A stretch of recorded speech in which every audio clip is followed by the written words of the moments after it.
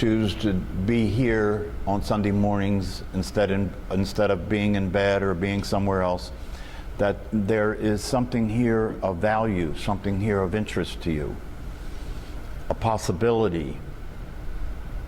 And as you have heard me say many times here, I feel that because I'm a psychologist and I work with human behavior and I work with people who are interested in being happy, interested in being effective in living their lives, that I can speak from that view and say to you that this is a real possibility to discover freedom, to discover that there is a way of being available to all of us as human beings. There is a way of being that's available to all of us as human beings in which happiness is natural, in which there are no problems, in which we're in harmony with life, in harmony with our bodies, in harmony, even in harmony with paradox, even in harmony with confusion. There is a way of being in the world that allows you to see clearly the truth, see what's actually happening. And when you see what's actually happening, there is a realization and a recognition that life is an enjoyable experience. Life is a gift. Life is a blessing. And when you're in this experience, in this way of being, that's the experience that is available. The experience of simply being grateful, having gratitude for existence itself, appreciating the opportunity that existence makes available to you.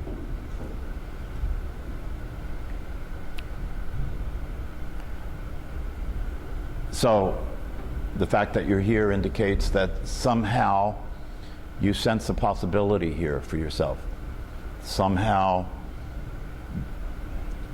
you're interested in the idea that there is a way of being that's available to you, and you're attracted to this way of being, and you would like to experience this way of being. Meditation is a useful tool. In some of the ancient teachings associated with what we speak of here, they say that meditation is a useful tool to prepare you for the recognition and the realization of the truth.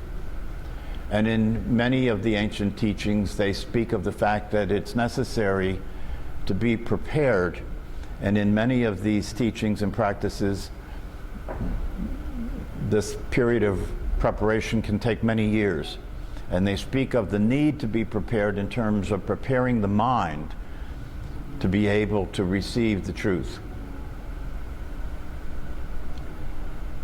And so this direct path that I speak of, this direct teaching of self-realization in many of these ancient teachings was only offered to people who have spent time preparing to be able to comprehend, to be able to recognize and realize the truth. It was considered a very high teaching and was not available to just anybody who was involved in some of these spiritual teaching traditions. However, now there is a form of this teaching called Neo-Advaita, and the word Advaita means not to, non-dual. There is a form of this teaching called Neo-Advaita, and in this form of this teaching there are contemporary teachers who, rather than view the idea that it takes time to prepare the mind to be able to receive this teaching, that this Neo-Advaita direct path involves the idea that since you already are what you are, since your true nature is already the case, that it must be possible for that to be recognized and realized without preparation.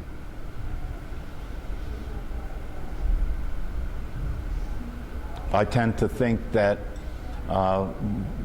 both things are true in a sense, because one of the things I've talked about here in my own perception of this, in my own looking at how people are in relationship to this possibility, I've asked myself, what's in the way? What is the obstacles? You know, what's in the way of your experiencing this realization? What's in the way of your being what you already are? And the reason I ask myself that is because although we do the contemplation that we just practiced this morning, and although we talk about these things, and in the conversations that we have about these things, it seems to me, and correct me if I'm wrong, I don't think I am, it seems to me that you comprehend or you get the possibility, right? That even if it's a conceptual understanding, that you do understand what's being said here. I mean, I think the fact that you're here is evidence for that. If you were here and you didn't understand what was being said here and you didn't think there was something possible, it wouldn't make any sense for you to be here. You'd be better off somewhere else. But if you do understand the possibility, if you do comprehend it, then the question is, what will bridge the gap? What will have this conceptual understanding be the truth of yourself as a direct experience, as the experience that you're having? And so one of the things that I have seen, maybe because of my background in psychology, but it's also being said by a lot of contemporary teachers, is the work you do, the work you can do on purifying your mind, the work you can do on cleaning up your past, the work you can do on reorganizing your brain, which is now something that is part of the contemporary psychology, you know, changing your brain. The work you can do in that area can facilitate, can make it easier for you, can make it more possible for you to experience the truth. And the reason for that is because, as it is taught, even in the Advaita Vedanta, which is an ancient form of teaching, they do two things. They teach about this possibility, and then they say the main obstacle to this possibility are the neural pattern. To say it in a contemporary way, the main obstacle to this possibility is the existing neural patterns in your brain that keep playing and keep you in the idea of yourself, right? They call that sankharas in the Buddhist, ancient Buddhist teachings. These are called sankharas. They're called different things, but they're really the impressions that have been made in your brain that are the conditioning that plays, and in that conditioning you are experiencing yourself to be your body and a person. And this is running on automatic all the time, right? It's an identity that is being generated constantly. You know, Paul Hederman calls it selfing, right? And this is happening without your awareness of it. The idea you have of yourself, the person that you think you are, is constantly being generated by your brain, right? It's happening without your being aware of it, and so because it's happening without your being aware of it, the experience you're having is that I am a person. That's the experience you're having. I am a person. I am a body. And you know, you can actually get into the details of how that is happening in the brain. For example, what happens in the brain is the brain uses whatever is happening to have that be related to you, and the fact that that's happening is generating the existence of a you that's not actually there. In other words, and I've talked about this before, that if you really examine what's happening, you have what's happening and the awareness of what's happening. You have two things, right? What's happening and the awareness of what's happening.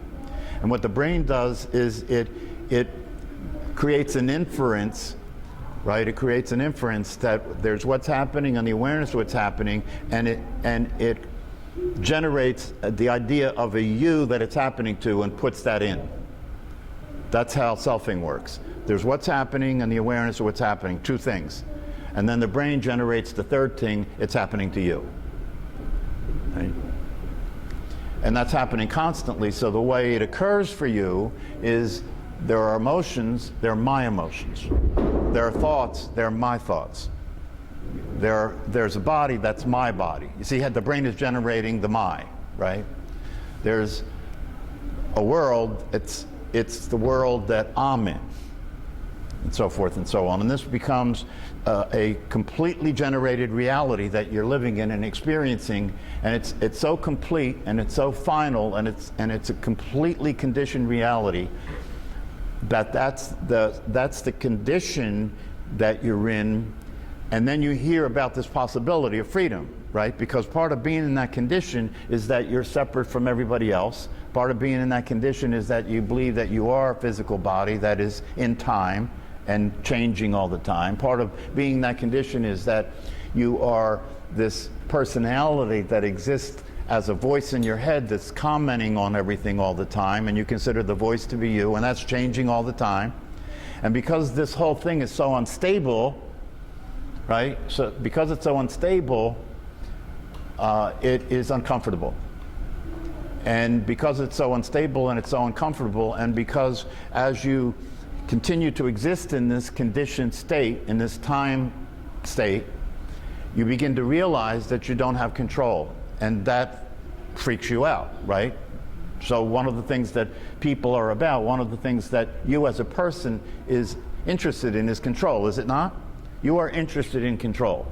You want to control your weight, you want to control your appearance, you want to control how much money you have, you want to control your possessions, you want to control time, don't you? Time is a very, very important aspect of this experience of conditioning that we live in. Unfortunately, or fortunately, depending upon how you want to look at it, right?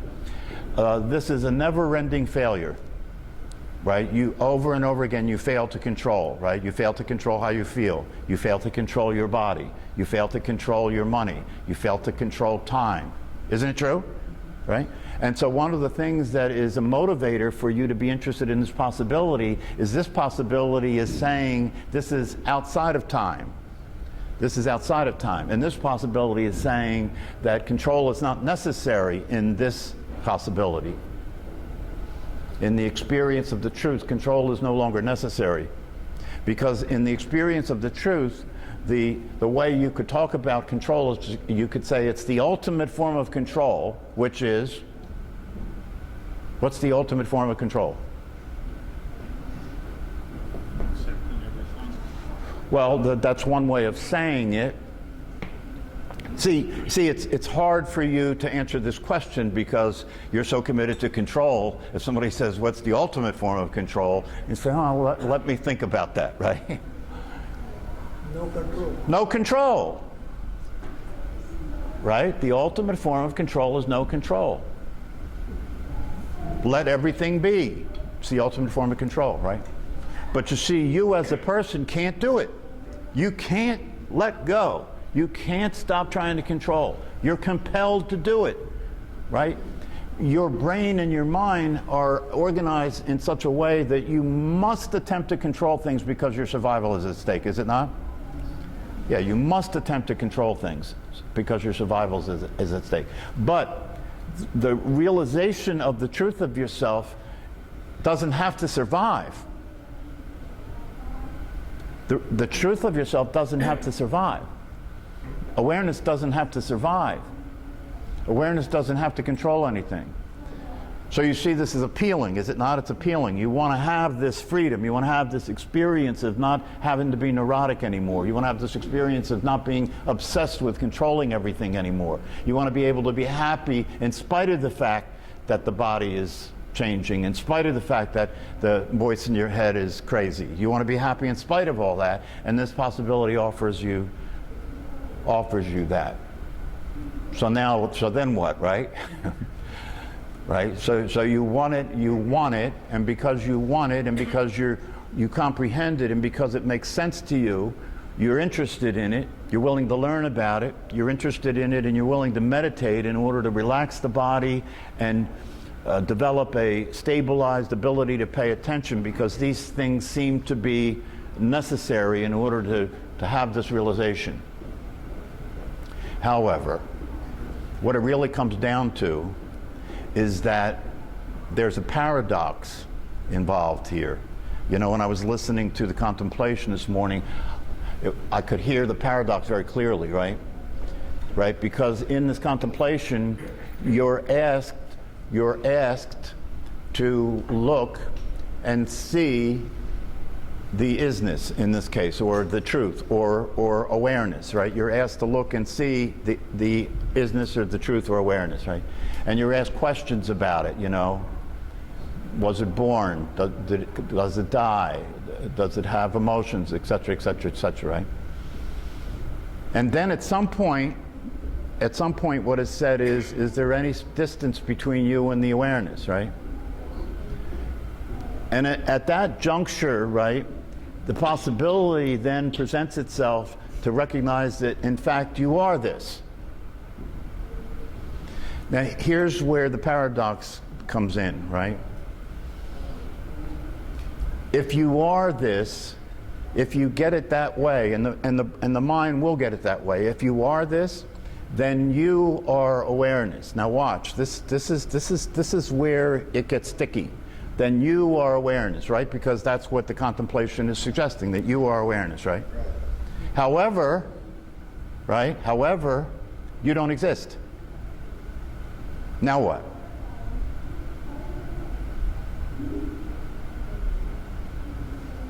The other thing he says there is that, everything that you left outside, you know, when he says leave the mind outside, right? He says, and after this, if you want, you can go back and claim it, right? But if you don't want it, you'll notice it never really existed in the first place.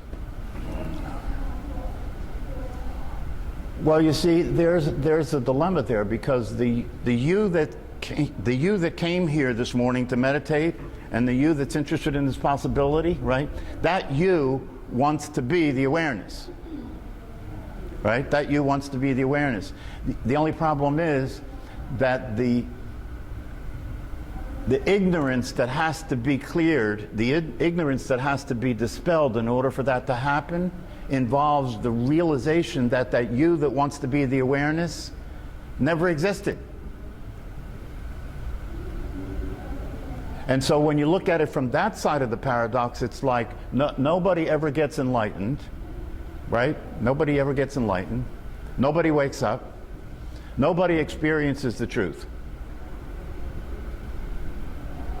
There is no one to get enlightened. There is no one to experience the truth. There is no one to become the isness or the awareness. There is no one. Do you get the paradox? Right? So there is no one. But the one who came here this morning is the one who wants to get what there is to get, but there is no one to get that. And so in order to get what there is to get, you have to get that there was no body to get what there is to get, and that's what there is to get. See, that makes your brain go into like a computer crash, right? Yeah, but you see, in your speaking, you're digging a hole for yourself. We're not recognizing the awareness. You see, I just said the recognition is that there is no you to recognize awareness. But you see, it's so conditioned that you can't talk about it without getting sucked into it again. You can't speak about it without your speaking coming from the conditioning.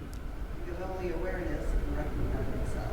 Is that what you're saying? Well, the awareness doesn't have to recognize itself. You see, it's the concession that's being made in order to walk you over the bridge. The concession that's being made to get you over to the other side, right, is to talk to you who you think you are, right, and to get who you think you are to let go of thinking that you're that. So in order to do that, we're going to, in the contemplation we did, he's talking to who you think you are in the contemplation, right? Right? And then in the end he says, but is there any distance between you and the awareness? That's where he's saying who you think you are that I've been talking to doesn't exist. Even he, when he was in front of his master, when Mooji was in front of his guru, the first time he had an opportunity to actually talk to him, right? And he wrote the guru a letter. Back in those days, his name was Tony. Tony Moo was his name. Tony Moo from Jamaica. And, you know, he was in Lucknow in India, and he was at one of these satsangs with Papaji, which was his guru. And he wrote a letter to the guru, and the guru would have these letters, and he would read the letter, and then he would say, is this person here? You know, if the person was there, then he would say, well, come up here and sit and talk to me. So Mooji wrote him a letter, and he read the letter, and then he said, is this person here? And then Mooji was there, and he said, come up here and talk to me. And Mooji reports that he was shitting his pants, you know, to be in front of the guru, you know. And the reason that happens is because when you're in front of somebody who you consider to be awakened, right, your ego is like trembling, like, oh, you're going to be struck with lightning now, right, by the truth, right?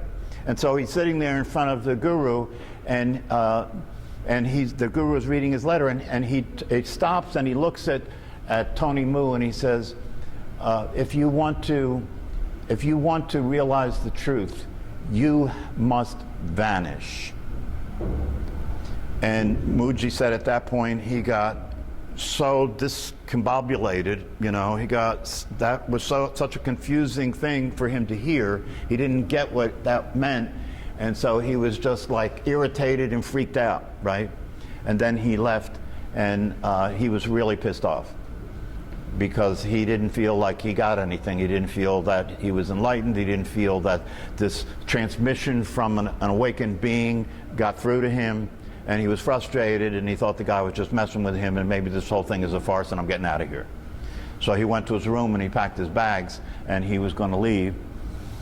And it was very hot, and he decided that he was going to go down and take a little walk before he finished packing to leave. And he went out and he was walking around in this area. And as he was walking, all of a sudden he looked at his hand, and he couldn't identify with it. He couldn't see that hand as his hand.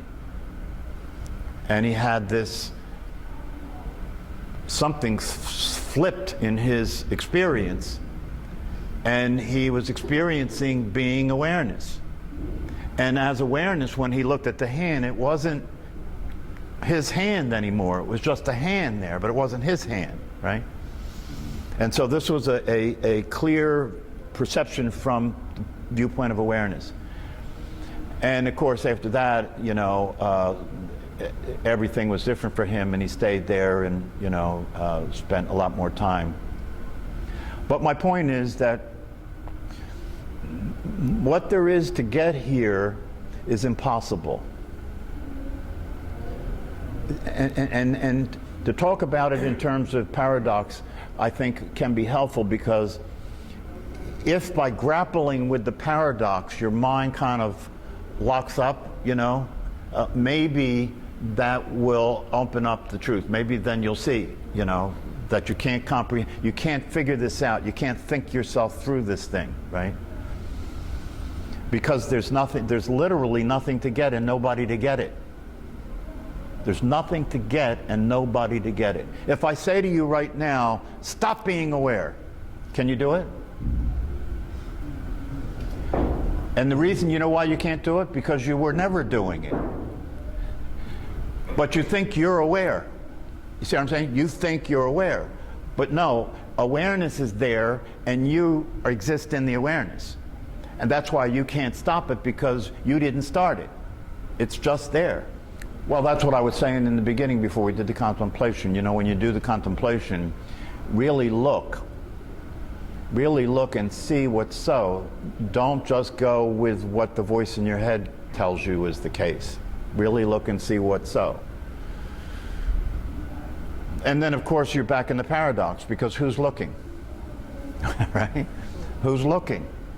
And then after you do, and here's the other part of it, right? And then after, if you do have an awakening, right? If you do have an actual awakening, and you really, see, I can't say you experience the truth of yourself, because the truth is not an experience. In order for there to be an experience, there has to be an experiencer. But there's no experiencer, right? So you can't even talk about it that way. If the truth happens, to talk about it that way. If the truth were to happen to you, you know, I can't even say to you. You see, if I say to you, then you're back in the picture. See how hard it is to talk about it, right? But if the truth were to happen, I was just going to say, if the truth were to happen, after it happens, you'll find that there's still a body. You'll find that there's still a person, right? But you see, I can't even say that, because if I say if the truth were to happen after it happened, well, there is no after it happened, because it was always true. You see? As soon as you try and talk about it, and you try and talk about it in time, or you try and talk about it in relationship to anything, it falls apart. Falls apart. And that's why this is such a sticky thing. But the reality of it is, after awakening, and again, I just used time, but I can't talk, right? After awakening, there's still a body and there's still a person. And so one of the things that happens for people is there's confusion. You know, I don't know if I'm not the person, I'm not the body, but and there's the experience of that as being, you know, and I'm having the experience of that, and as I'm talking right now, this is all, you know, I'm speaking about it in a way that's not accurate, right? Because if I experience that I'm not the person, well, then obviously that's the person experiencing that they're not the person. But I can't speak about it any other way, right? So you have to understand that there is, in order to talk about this, there has to be a constant lying going on. There has to be a constant lying going on. And that's one of the reasons why it's so difficult for you to realize this possibility. Right? Because, you know, it's one of those things that every time you think you got it, every time you think you got it and you go to grab it, there's nothing there. Because there's nothing to grab and there's no you to get it. But how can it be difficult if it's already true? I mean, how can it be difficult if there's nothing to do? Well, ask each other. Ask each other, because it must be difficult, because, you know, I don't see too many people reporting that they have no more questions, or there's no confusion, and they're completely clear, and they're completely happy, and they've realized, right?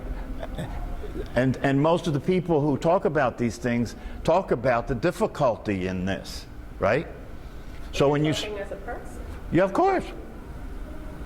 And he did at the end when he said he didn't recognize his hand. You know, he was telling. That's right. That's right. And you know why?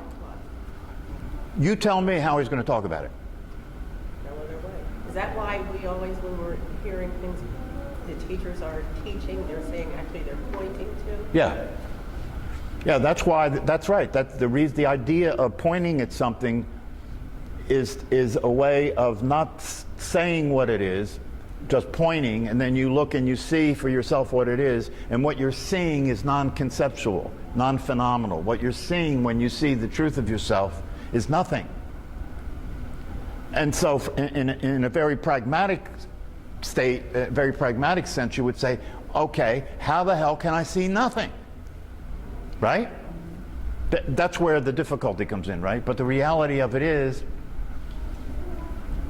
the seeing of nothing is seen by being the nothing you're seeing.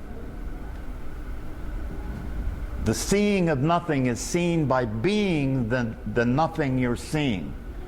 And that seeing is direct in the sense that there's no space, there's no distance, right? When you see yourself as awareness itself, the seeing is a seeing that is a function of being what you're seeing. You're being what you're seeing. There's no distance, there's no object, there's no subject and object, right?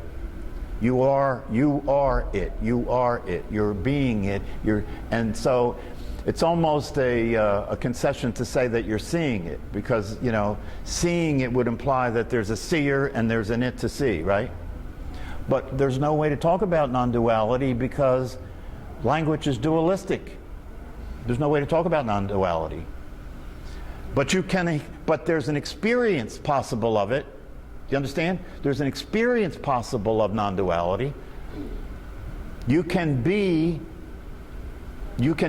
what you are and know yourself as that without any duality. It's direct, and there is no knower of it.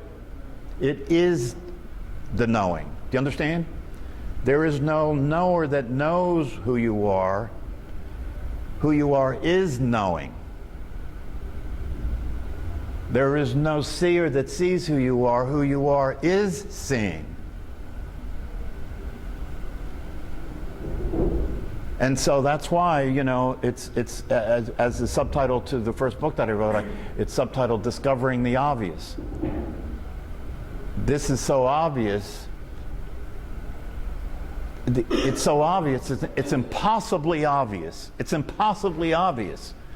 Meaning that there's anything you do, anything you say, can't possibly be it.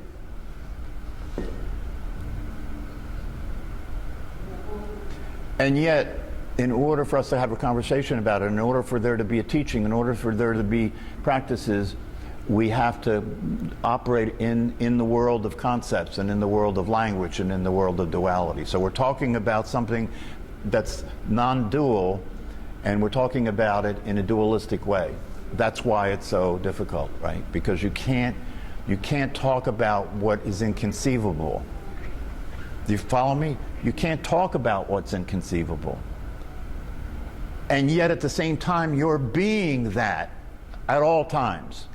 You're being that which is inconceivable, non-conceptual, cannot be spoken of, is completely obvious, always completely obvious. And when you really get it, excuse my dualistic statement, you see what I mean? And when you really get it, excuse my dualistic statement, it's over. It's over. Because when you really get it, although the dualistic reality in which we function as human beings, right? In this reality that involves time, bodies, right? Coming and going, right? Although that is now seen for what it really is, which is an appearance, right? It's not a problem anymore, because once you have had the experience of the truth, you're not trying to figure anything out anymore. Do you know what I mean? You've been there, done that, got the t-shirt, it's over. And so now you're free to be in the world, right? Operating in the world the way the world is. And at the same time, you know that this is all an illusion. You know that it's all a convention. You know that it's all just in order to function in this gross realm of reality. And then ultimately realize that if it's true that non-duality is reality, then there is no world in the way it's normally considered. There is no world out there. All there is consciousness. That's when it gets truly non-dual, right? All there is consciousness. So what your eyes see, excuse the duality, what your eyes see, right, is not happening. All there is consciousness, and in the consciousness there's an appearance that there's eyes that are seeing, but it's just consciousness.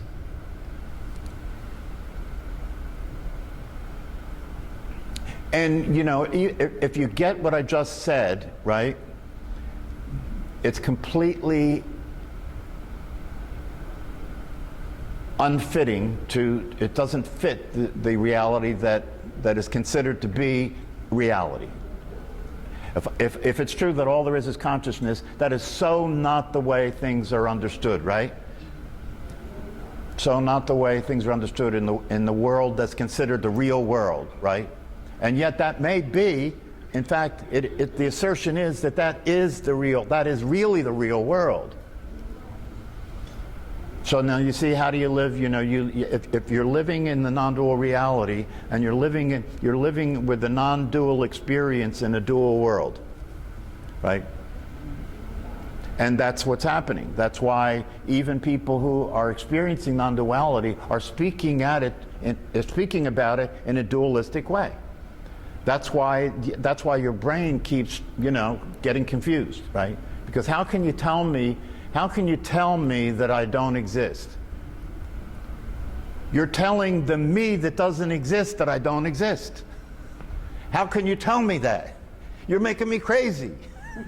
You're talking to the me that you say doesn't exist about me not existing. You're making me crazy, right?